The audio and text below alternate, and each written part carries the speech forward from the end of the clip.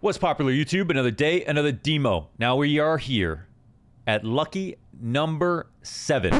Okay, I just realized I just recorded this whole intro calling this the number 7 because I had him last year actually at number 7, and I was looking at my spreadsheet and I was on the wrong tab. Number 8. This is number 8. This is number 8. Okay, number 8. 8. It would be better. Oh, I just realized I did a whole thing on number 7 and lucky number 7. It's number 8. Well, over his number tomorrow. Okay, might be better than number 1. Anyways, this is number 8. The magic 8 ball, number 8. It's good too. It's good too. It's not bad. That's good. Number 8. 8, not 7. You know, being number 7, lucky number 7. You know what I'm saying? I mean, that's an honor right there. Throw up the Lucky Charms and the 4-leaf clovers and the horseshoes and the pot of gold. Okay, it's lucky number 7. You guessed it right. It's lucky. No, I'm just kidding. Rest in peace. Not rest in peace. He's still on the roster, but I feel like they might get device to Astralis. What do you guys think? Let me know in the comments below. Can we get to like this video, etc. so forth. All right, so for this video, we are gonna talk about who's number 7. So you got, and tell me if you have an answer here. This is gonna be a controversial one. I think people already kind of anticipated who this may be. I think like there's a person in everyone's mind's eye right now for what they've seen so far from the list. And they have a idea of who it may be. This is a guy who I feel like the first word that comes to mind when I think about him is critical. I feel like he's the guy on his team that not a single person asked to make a roster change with him involved. So for me, this is an absolute pillar of his roster. A solid year, really solid lands, very deep runs, and a guy who I feel like is actually quite underrated in some sense. And I think what we saw this year, basically, if you ever had a bad LAN or a bad match, the team lost. If you ever had a good game, they won. And I think he was second string to somebody in his team.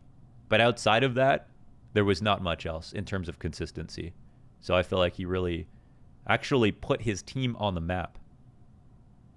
Okay. And I think that without him, his team wouldn't even be top 5. Can you guess who it is? He's a guy from a region that's very underrepresented. He's a guy who no one ever thought would be here, first of all. No one ever thought would make it this far. He's a guy who was like an incredibly impressive player on the come up, but still, to achieve what he did, which is living out his dream of getting to this position, is something that no player could expect. And he made that dream come true. He's a guy who, he's quite humble, man. He puts family first. He shows up, he does his job, he clocks out. He doesn't brag about it, and he doesn't take a lot of credit. He's got the blank blood. Okay, he's got the blank blood. Who is it? That's right, it's Nico. No, it's the Kovac. It's the other Kovac. It's Hunter. It's Hunter from G2. He's who I've got at number 7. And he's somebody who I feel like showed a lot this year in terms of how important he was with how he played. Hunter had an insanely good major. They actually almost flipped the major. They almost got to the point of getting to the major, going to play versus Na'Vi in the grand final. Almost got to Mirage. On Mirage, it didn't necessarily mean that G2 could win, but they could have, right? On Mirage, I think there was actually a world where they could have, which was pretty nuts to think about. And he did play his heart out, at least for one of these maps. Overall, very strong wins from him. Their LAN results, I think, are just abysmal without Hunter. And you know, I think there was a point where G2 were looked at as one of the most individually skilled lineups. Device said this, that when they picked up Nico, they're now the most individually skilled lineup in Europe. That story has changed. That was in 2020, so that story has changed quite heavily. But now at the end of 2021, we can see that they have so much instability with who is playing well. Jax, Almanac, and Nexa, everyone's calling for their heads in different points, right? And to be fair, a lot of people are asking for roster changes on a lot of teams. But right now, we took a look at the top teams. Na'Vi, nobody's asking for a roster change. There's no reason. They're winning everything. Gambit, nobody's asking for a roster change. They're not thinking of one. They have literally 4-star players on their team, like all consistent as well. Then we look at Vitality. Vitality have Zywoo. Vitality have Apex, and closely behind Shox, And that's literally how, like, what they've got. So they're the team that maybe one behind G2. Outside of that, everyone else is below G2, but G2 have a worse roster, right, than a lot of their competition. And if we look at who is good on G2 and who's consistent, if we say Zywoo's consistent for Vitality and Apex is the next up, you know, that says a lot. For G2, Nico is the most consistent player and dragging him through games, kicking and screaming. Promised to make the Blastfall finals, but couldn't do it because they lost to Mad Lions. Not his fault, by the way. Literally tried his hardest, fragged as hard as he possibly could. But Hunter is the next guy. Hunter is the second most consistent player on the team. And I feel like for that reason, he's not saying, no one's saying his name enough for how much he's done for G2, who I feel like are, again, not even a top 5 team if not for at least 2 consistent players, right? That's crazy. It's crazy to think that G2 are actually lacking talent. And Hunter is one of the only reasons you can even call them a really skilled lineup at this point. So, yeah, that's my Hunter rant. I hold him in high regard. I can't remember where I had him last year, actually. I had him pretty high up as well, I feel like. No, that was all online, but yeah. The other Kovac, who you got for number 6? Let me know. Let's hop into the game. Enough yapping. Let's get into it. Okay, when I think of Hunter, I think of instrumental. All right, I think this year... It's actually very easy to argue that, well, G2 are a top 3 team on the year, number 1. And number 2, that G2, I think when we came in out of last year, there was actually a moment where Device said that now G2 are the strongest team by individual talent in the world. Way back, of course, it's different now. Right, Na'Vi undoubtedly, Gambit, G2 probably, you know, slightly more than Vitality, maybe. But when we think about G2 now, the story has changed pretty heavily, right? We look at this team, and at first it was like, do they need Nico to win? And now it's like, what would have happened to this team without Nico this year? You know, it got bad.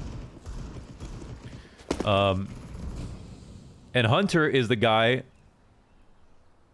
He's the only player on the team that people haven't asked to cut. He's the only player on the entire roster that people haven't said we need to cut him. People literally have said Nico before saying Hunter, you know, out of partial delusion, but also because they thought there was some other stuff going on, whatever. But Hunter has been the consistent feature besides Nico, right? Nico, the undoubtable impact. And then Hunter has been the guy that if he hasn't played well, the team just cannot win. Nico's the most consistent, Hunter the second most consistent. This demo is a good example of that. This is the 1-2 punch where Hunter's playing the A side and Nico's playing B. And they make this incredibly difficult for NIP. And we look at the LAN results. We had Na'Vi knock G2 out of multiple finals this year, two LAN finals at least. And Cologne being one of them, the major being the other. But the results up until then, these 2 second place runs, were really good results for Hunter. And in fact, the major for him, one of the best players at the major, just period. In terms of taking rounds into his own hands, proactivity, his clear impact. Like he's a guy who I think makes their T sides possible as well as their CT sides. And I think with Hunter, if it wasn't for him joining the team, which was kind of a crazy thing in the first place to see Nico and Hunter play together, this roster might not even be top 5, right? And then they would have to ask who would you replace? Amanek, Jax, people would take turns blaming one person or the other. Nico, they're like, oh, it must be attitude problems, etc., holding the team back, that kind of thing. Meanwhile, if Hunter has one blip, and he had one bad event at the beginning of the year, he had a bad World Final to end the year. If he doesn't play well, they don't win. If Nico doesn't play well, they don't win. So, for me, I think Hunter somehow, I feel like is actually underrated this year. I really don't think this team is anything without him. And they're actually such a top-heavy team, which is strange because the perception was not that when they first started, getting to second places. And it's not It's honestly not a knock on them to say, oh, getting to second place is like... If we lose this round, those were sorry, very Venus good will be results. really Oh my god, focused on the Enders. next round, but everyone else can What buy. the hell? So Just started casting now. Okay, we already talked about this mid setup. And the cool part about the way they're holding this right now, I mean, first of all, you have that two-layer defense with under porch and right on top of it, and you make the most of the MP9 by keeping it close. Sometimes we'll see Hunter play close arch on the right side in the wall and wait. And here now it looks like G2 are just trying to prep for a potential Halls pop. Let's see how Hunter uses the MP9.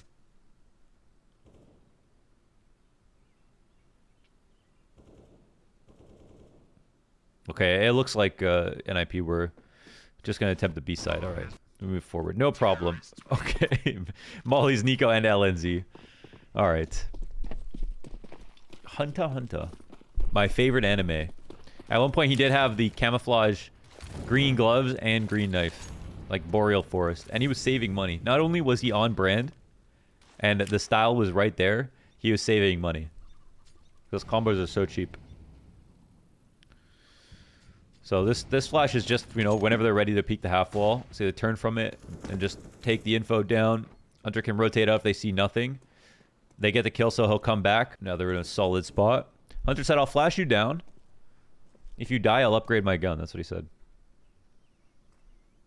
Wow, Arch is open, right? Oh, no, they're spotting mid. Okay, I was like, wow, I can't believe he's being so careless walking up to Arch with no info here. Oh, how does he approach this? Wow, off the timing. Holy, transition to that really quickly. And then Nico just takes him down. So some of the early rounds here was basically, you know, a lot to do with Nico on B site. And then I think we, you know, can well illustrate the 1-2 punch after with the A site. I'm one of the guys, obviously, I'm Team Almanac when it comes to the Almanac Jax conversation. The problem is, there's so many, there's upsides for both of them. I think that's quite clear. There's upsides for both of them. It's really, for me, what tips the scales is who I feel like has a bit more utility. And I feel like there's a bit of role overlap where Almanac can do what Jax does. Maybe not quite as well, you know, as a pure entry fragger, but then can also be useful in other situations. Hybrid op, lurker, really good support player in general. And then Jax has this other quality of everyone just talking about how much of a great positive force he is to have on your team, which is just something you can't speak to, and that's just gonna be something a decision they have to make internally. But the roster move is potentially coming with m0NESY joining G2, which would be, I think, would tip the scales. I think it would tip the scales for them. It's quite an interesting situation. I made the video called G2 m0NESY to talk about, you know, well, why it would be hard to get m0NESY because Na'Vi know they're letting an Opper go to a team that consistently meet them in finals, right? Okay, look at them versus Gambit, for example, and they actually struggled all year versus Gambit. But funnily enough, the one time that we saw them beat Gambit, or the last time that they actually played against each other, was at Cologne. And G2 ended up getting second place at that event. And you could see that, you know, G2 had a weird year because the online results were not good. Then the LAN results were incredible outside of losing to Na'Vi. And like other teams, nobody won a LAN. Okay, let's see. This is an infamous... Hunter loves to do these mid pushes. He's obviously really good at them. Oh, shot gets missed. Okay, he'll go down. They're pushing from both sides. But nobody won a LAN event this year except for Vitality and Na'Vi. And that's because Na'Vi did not attend that LAN, that IEM Winter. So second place was the best result you could get at LAN with any of the events happening. Besides the smaller ones. Like there's a V4 Budapest with like Isuba and some random teams and stuff like that Gambit were able to win. When I thought about Hunter versus Axel, I think Axel obviously had a super solid year throughout, everything like that.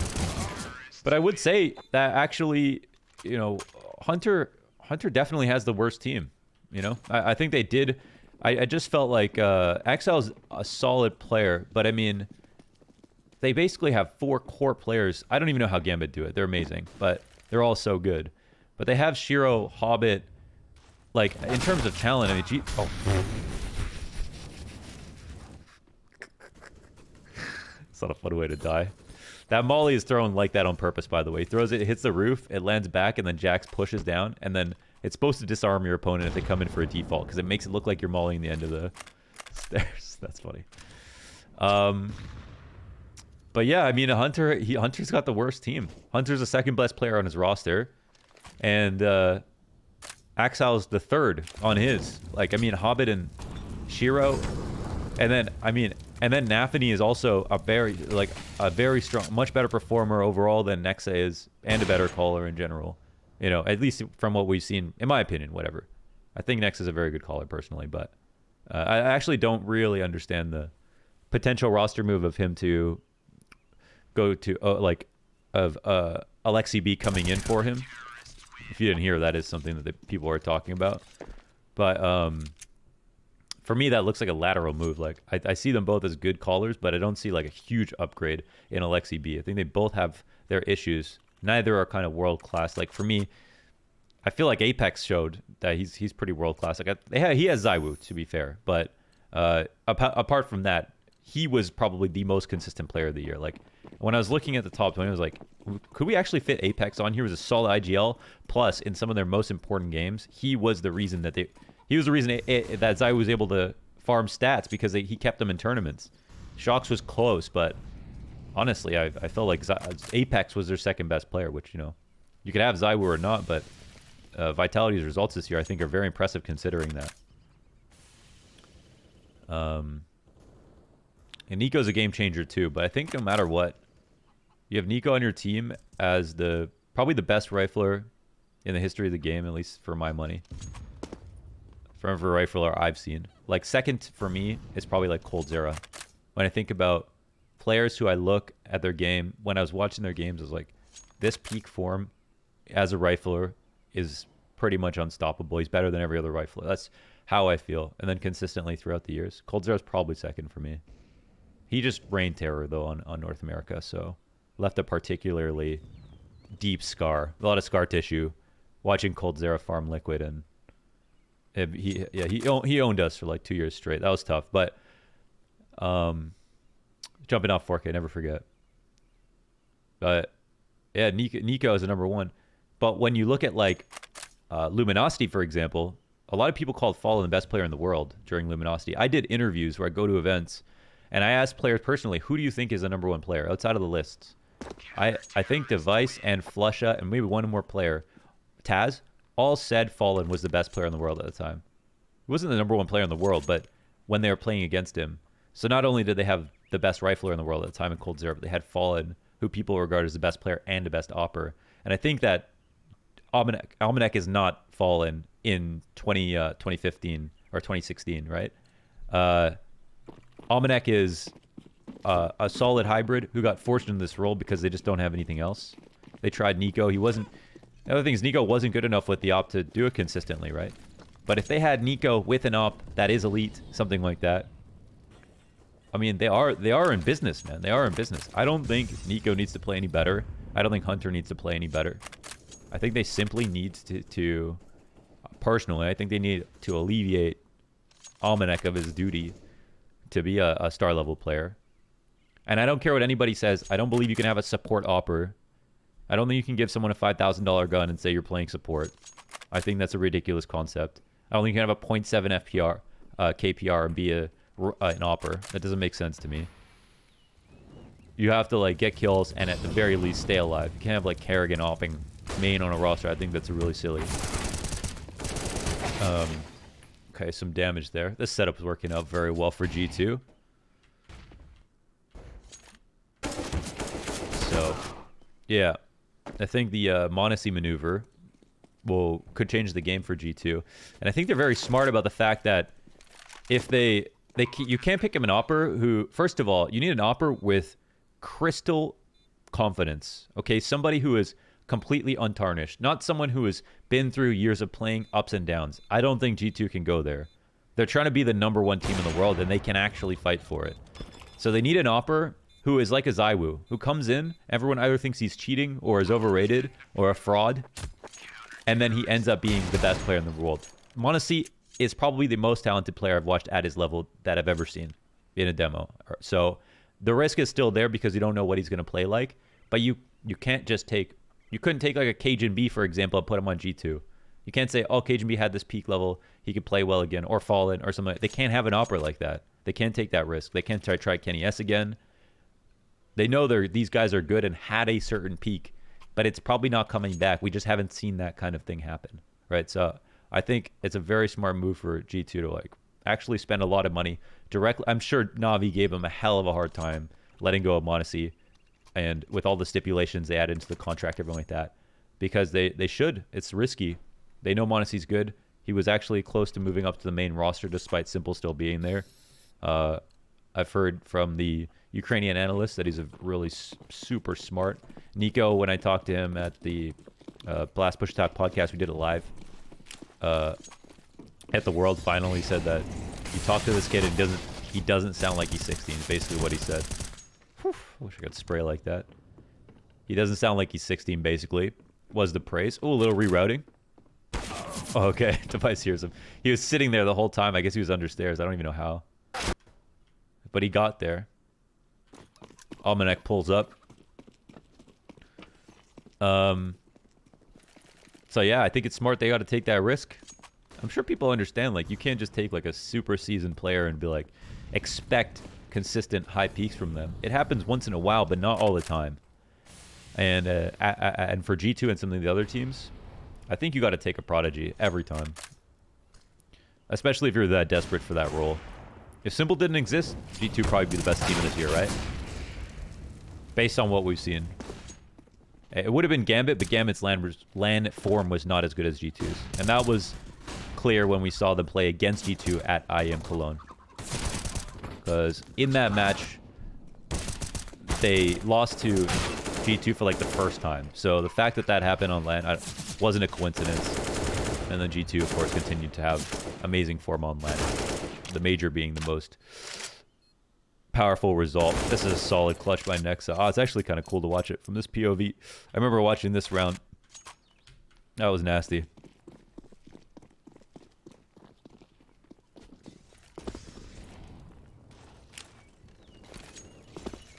But yeah, I know it's controversial, but I think he was critical. I think he was critical to G2 this year. Great lands, apart from the World Final. That is a mark. I don't even know why he would have played badly there. He had to play. They played Na'Vi, they played Vitality, and they played NIP. And he had one good map versus NIP, bad maps versus Vitality, one good map versus Na'Vi. So, no excuses really. The only weird thing that happened was like they played with Kenny S at IEM Winter, and then they lost to NIP. But even that elimination match, Hunter played well as well, which is another thing. Near elimination matches, I look at who might be falling off and who's not. Hunter overall was pretty solid there. Yeah, I don't know why he didn't play well at the World Final based on everything we'd seen leading up to it. The only thing I could think was like what Blade was saying, how everyone was kind of out of gas by the end of the year, and that whatever. I don't think that's too much of an excuse. It's the last event, so it's kind of, I feel like it's easy to get yourself motivated. Just one last thing we have to do. I can understand being tired for sure, but like Gambit, we're able to get the second, which was amazing. So, okay, nice shots. Solid from the site. Could see he's nuts. He's reliable. When you see Hunter, you feel like he'll get a kill. You feel like he will at minimum do 90 damage. Basically, never get shot in the back. One of the prime A1S users right now. And he also is just super tasteful about when he's aggressive, when he's not. Like, okay, here's an example. We'll look at Hunter, and I would call him explosive, kind of like a twist, right? He's not overly aggressive, but when he needs to be, he almost can't be stopped. And yeah, here's a moment. Okay, we'll do a lap. And I'll actually exit out through B. Now they'll spend the next 30 seconds looking for Hunter, knowing that he was around. And Hunter will make a loop over towards the A side. Okay. That's pretty funny. But yeah, I think sometimes it's hard to find a guy who's good at being aggressive and he's good at being passive at the same time. Who can be calm and patient, like Rops, but then very, very explosive. like config, and I think Hunter has those qualities.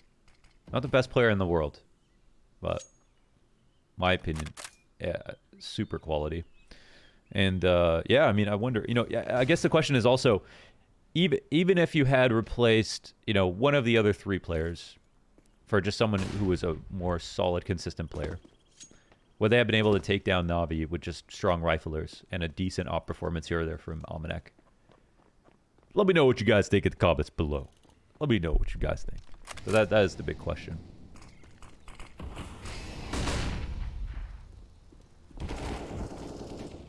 Let's see what's going on. Oh, that's perfect to peek. Yeah, all right, easy. Clothesline, no problem. 11-2. Get smoked, son. They'll do top teams of the year too, which I think will be interesting. I think it has to be Navi, then Gambit, and then for me G2, and then Vitality. I think that's got to be it, right? I'm not missing anybody. I mean, because even though Gambit are still like next year, I think Gambit, they have an opportunity to be the best team. They can actually steal this era away from Navi. It's unlikely, of course. They're clearly not as good as Navi on land, even though they own them online a number of times. And that's also why I think about land so much, is because like you can't have an era unless you're good on land. This is Gambit's year if they were as good on land as they were online. Literally. It doesn't, like, once we go back to online on land events only, all that matters is who places well on land. And while this year was half online, half on land, we got a nice view of who was good where. We had G2 basically only good on land.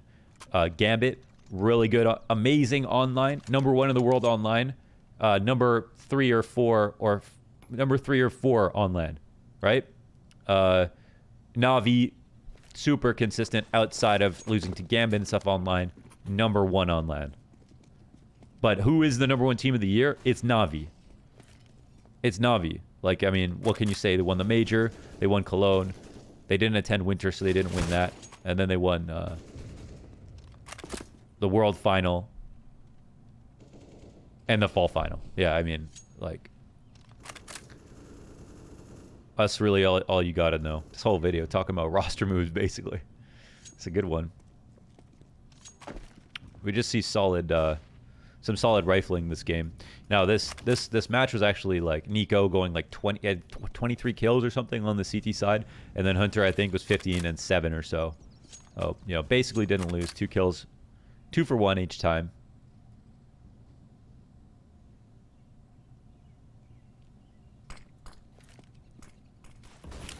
Exec coming. Let's see what they do with it. Oh, he's gonna move to double pit. Always smart to do. Don't want to get too crowded on the site. Looks like that flash helps. You can feel the exec coming. I think the molly was from Halls. Wow. Doubling up in pit this way. Someone jumps out, they gotta trade it. You can hear this. Hunter still tucked. Jack's doing work. Okay, easy. 12-3. Nailed it. A good match from everybody, obviously. Solid half overall for G2. I got Hunter as my top 8, this year. Amazing. Honestly, very inconsistent team. Incredible on the lands. Without him playing well, they just lost basically everything. So Nico and Hunter basically made G2 the 3rd best team this year. That's how I'll put it. So very high praise to Hunter. I think he actually kind of is underrated in 21. All right, hope you all enjoyed that one. And as always, be safe. See you tomorrow. Let me know what you think. Who's going to be number 7 tomorrow?